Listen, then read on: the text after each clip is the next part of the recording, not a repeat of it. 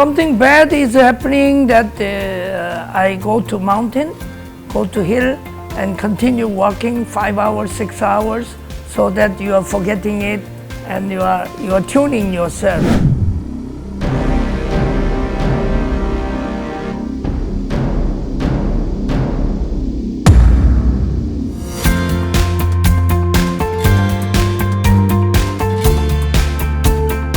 Mr. Ki Hak-sun is one of the finest businessmen in Bangladesh from South Korea who have set up this huge establishment, and this is, I think, one of the biggest apparel industry in Bangladesh. Total floor space is more than 400,000 square meters, which is really amazingly big. And he has been doing a very good business in Bangladesh. He has been making products for North Face and Jack and Jones and all the global brands and exporting from Bangladesh. And this was his this EPZ, KEPZ thing was like his child. He has nurtured this dream for a very long time. He went through a lot of hurdles, but finally he has made it come true. And today we are with Mr. Ki Hak-sun, and welcome to our program, Mr. Ki Hak-sun. Beginning in Korea, when did you start in this sector? Started my job in this sector, textile sector, since 1972.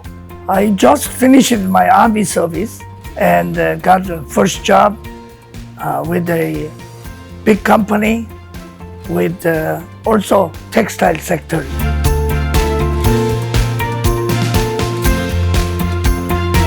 After working as a salesman for 2 years and getting to know people, then what did you do? We have co-founded Young One Corporation in 1974, late 1974. And you had partners, Yes, I had partners, much senior to me. Both of them were 9-10 years senior to me. And after 10 years of working together, in 1984, I have taken over the shares of the other partners.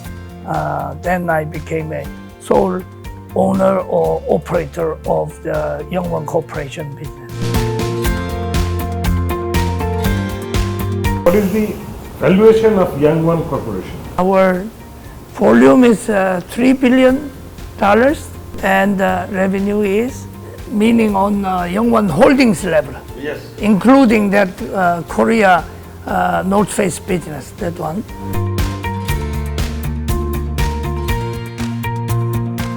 Why did you come to Bangladesh and how did it go? When US and Europe was just formulating quotas against textile quotas against Korea, then we needed some other location of production which is quota free or not restricted by quota. So many people had many ideas. Some went to Honduras to make ladies' blouse. Another went to Sri Lanka to make men's shirts. We came to Bangladesh to make jackets, because jacket and ski trousers kind of thing were our main item of export those days. What you did? We came to Bangladesh, and you. How did you start? What was your experience? We found that Chittagong, they were trying to set up some factories around. Maybe Dash Garment was trying to. So we decided to have factory in Chittagong for easy export. Port is very near. So we started our operation in joint venture operation. Factory had about 250 to start with. Maybe 250 people. So maybe it grew to 300 people. When did you and why did you decide to set up this Korean EPZ? 1988, we went to, we made the first IPO in Korea. And then we become a little bit more, cash flow was improved. And we wanted to make more investment. So finally we decided to make a further investment in CEPZ here. So we built then rather big factory of I think it's more than 100,000 square feet.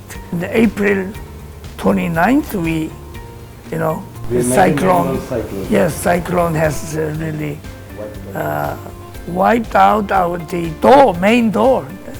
Building was never failure, but door which was made shabby, broke, and then torrential water got in, and all our factory was under the mud. Meantime, I had a question. Now, if any cyclone or tidal wave of similar nature comes, then do we have protection? So I was thinking that maybe we may make our own EPZ. This was the idea. This area was identified by JICA.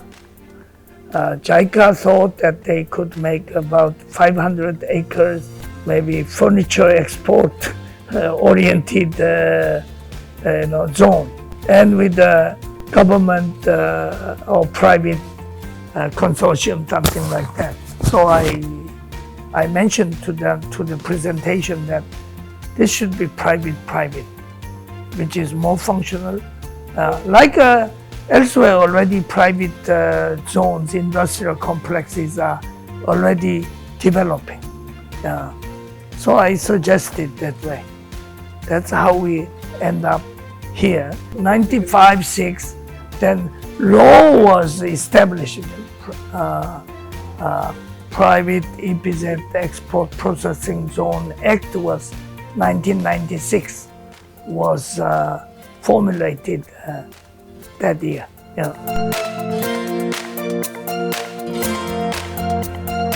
You said this can be a private EPZ, then the private EPZ law was passed, and then you started buying this land? When you are acquiring, you need to pay private land surcharge 25% to compensate. Here, they made just a new, I think, act or new ruling that we need to pay 50% surcharge for land and government acquired, and acquisition completed by 1999. It took 3 years to make an acquisition and compensated all. And that's how we started.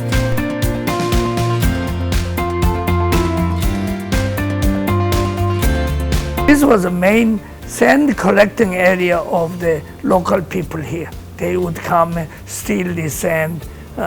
This was what they do. There's a nickname of this area is Texas. What was the challenge then? One is water. You have to make arrangement for water, right? One day I decided not to send out the water, but we keep water. We made this dam and the road together. You have a circling road, which did the magic. So we are keeping all these rainwaters there. At one time, we have 500 million gallons of water. Is stored.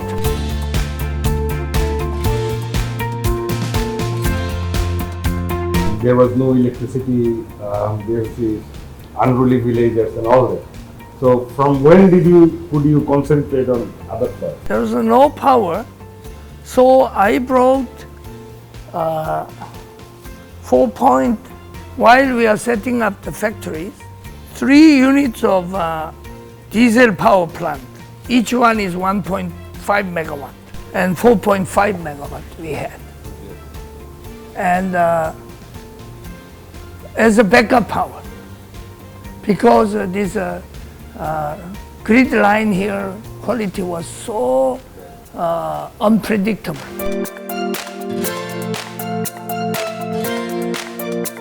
Our new solar panel one supplying our weaving unit, which requires good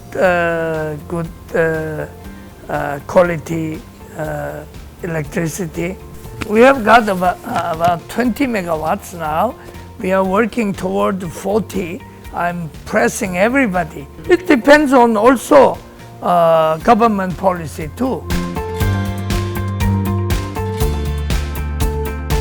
Right now, what are the different kinds of products that are being made in KEPZ? KEPZ, we make clothing, garments, shoes, and textiles. And we will make also I am building in-house cold storage here.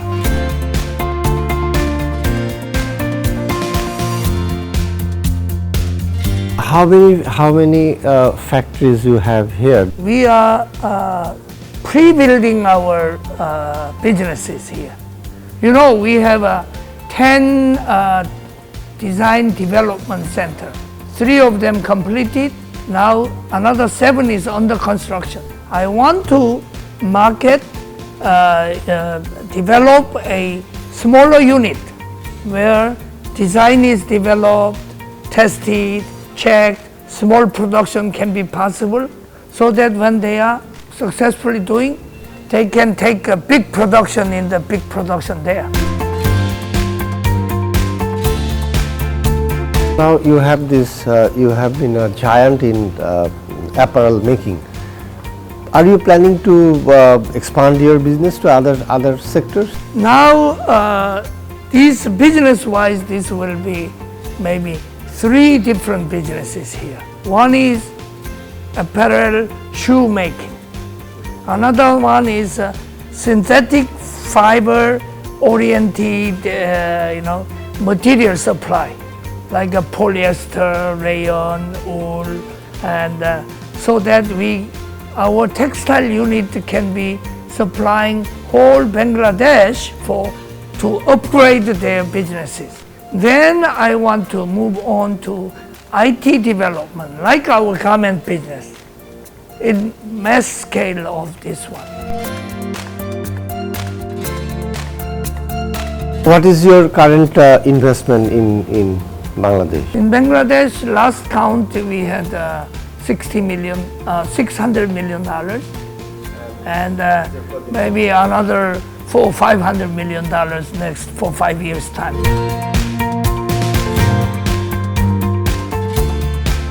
We were visiting your KEPZ and we found a lot of forested areas, lots of trees. So this is something very striking, that this is an industrial park and at the same time it has hills and forests. So why you did it like that? I want to preserve this area and very, very productive industries, industrial area, and also good living area with good nature. That's why from the start over 50% of this area was, we decided and got approval of government to keep this one, green or water body, all these, lawns, things like that. Because this is very, very important. South Korea was an apparel hub, and now the apparel business has moved out to Bangladesh and other countries. How do you look at Bangladesh? When will Bangladesh reach up? Is Bangladesh going to reach a point where apparel making will no more be profitable? It depends how we can improve the image of Bangladesh product in many different ways, in terms of ESG, in terms of quality, in terms of delivery. We have a huge amount of work to do in a short span of time. This is very important. That also we need to really develop as quickly as possible this man-made fiber addition or with this cotton, supremacy, kind of supremacy you have. But it should not be based on cheap cost, but it should be based on quick delivery and high quality, good image, value, and all these things, good services, all combined, you can make Bangladesh product more sought after. So many operations in so many countries. So how much of your time you are traveling? I travel just before our corona pandemic. I travel normally half of my time or more. So I stay more outside of Korea than inside of Korea. A little bit about North Face Korea. That's the young one's business in Korea, North Face. Yes. Tell us about it. You were saying that this is the most deep inside the market. Yes. Compared to deeply penetrated North Face brand of all countries. And the business volume is about $500 million. And this is most respected and known brand in Korea. Because this all Korean national team, last 10 years, they were wearing North Face. In Olympic, as you see there, that there is Olympic costume we supply and all these things. Especially, we have made a contribution to the Olympic, Korean Olympic, Pyeongchang 2018 Winter Olympic. We were main sponsor, lead sponsor, and we contributed about $50 million worth of product and cash and services. That's and now any Koreans would believe this is a more national Korean brand. We adopted American brand to become a Korean brand. And you also have the operation in USA as. This is another brand business. Outdoor research, which is primarily military accessories like cold climate combat glove, and then many other items. But it's also commercial brand, having slightly over $100 million business. And what about your family? Families are all working. They are very busy. Most of them are working for young one. When did you get married and to whom? And it was in 1975. Yeah, it's Madame Song now. Yes, and it was a family arranged marriage or what? Family arranged marriage. Yes. It's very interesting. And you have 3 daughters? 3 daughters. Yes. So the other day you were saying that one of your daughter will take over after you. It's more or less now it's done, and she is running the company now, administratively. And she's a workaholic like you? She works very hard. Maybe she works more than I do. Okay. And Because they are more IT conversant people, so you can work anytime, anywhere. Yeah, a personal point that your father was a businessman and he was an established businessman, and you didn't join his enterprise. Why was that? Because I wanted to do it my own.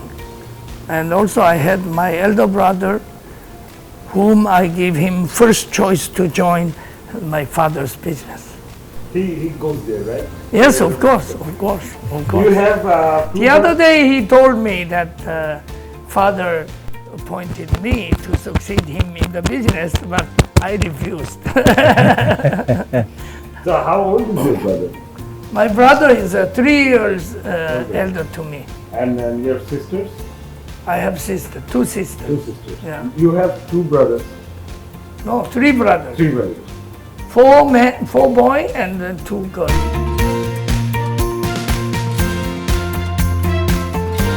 What kind of hobbies you have?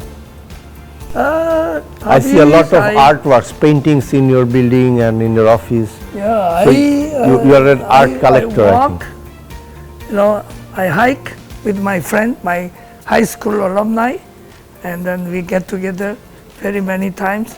I think meeting old friends is my my pleasure all the time. We are around each other. Actually, the group came to Bangladesh twice. This is now third time visit is imminent. They want to come again. I promised them, okay, I will allow you to come when Corona is a little bit subsided. This is what I do. In my youth, I used to swim. I was a good swimmer. Okay. Yeah, I can swim long distance swim and all these things, but not anymore. Not this river. Yes, we can almost indefinitely swim those days. Yeah. I was also winning some prize, #1 prize in the straight cross swimming, like a mile swimming. Yeah. I used to, in my youth. I collect cameras, like more old mechanical cameras, my small ones, because big cameras is very difficult to store. And this one. How many cameras do you have? I have many. Like Maybe 10,000. You have sometimes you have done something outside of KPZ. For instance, you have restored the Boro Sardar Bari in Sonargaon. So how was it and why did you do it? First of all, I know the place, and I thought this will go away completely if I don't do the work, like my house. So it was supposed to collapse, or but this is too valuable for the country here. Yeah. So also this is always my hobby and pleasure to restore something. Of course, I don't do my manual work, but I tell them how to do. you are a very successful businessman, starting from Korea. You have spread to all other corners of the globe, from Uzbekistan to Jamaica and every place. So what is the secret of your success? If you call me I'm successful, I must remind you that there are much more successful people around. Yes, but anyway, to answer your question, you work, and you don't quit easily. Sometimes we find we quit too easily. You forget. You want to forget, you quit. But once you start, we want to continue and then find out how we can work it out. I think that one is. And also, credit is very, very important. Good credit, credit for honesty, probability of servicing or delivering goods in good condition, in good or bad times. You should function almost all the times, not despite of any difficulty. What about there are ups and downs in business and life. So what do you do when you think that something bad is happening? When something bad is happening, that I go to mountain, go to hill, and continue walking 5 hours, 6 hours, so that you are forgetting it and you are tuning yourself. That was my. Actually, I walked a lot when I had this cyclone in 1991. I walked a lot. I could not really. It was almost impossible. The deliveries as well as the damages we had, not only economic, but the scenes of destruction or damages and people's having such a misfortune was I could not really take it away from my memory, my brain. So then best is you walk walk. So when I see somebody is feeling very, very unfortunate, feeling very, very depressed, I tell them exercise.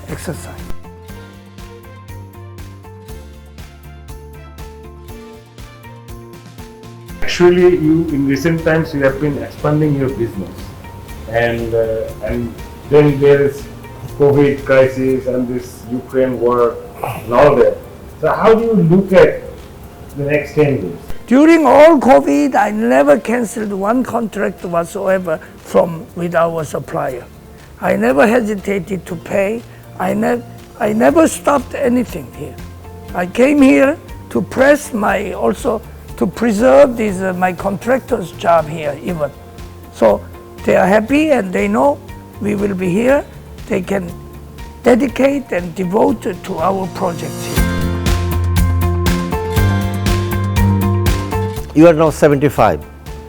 Are you going to retire? I don't want to mention my name, but I will work till my health permitting, wherever it is suitable for me.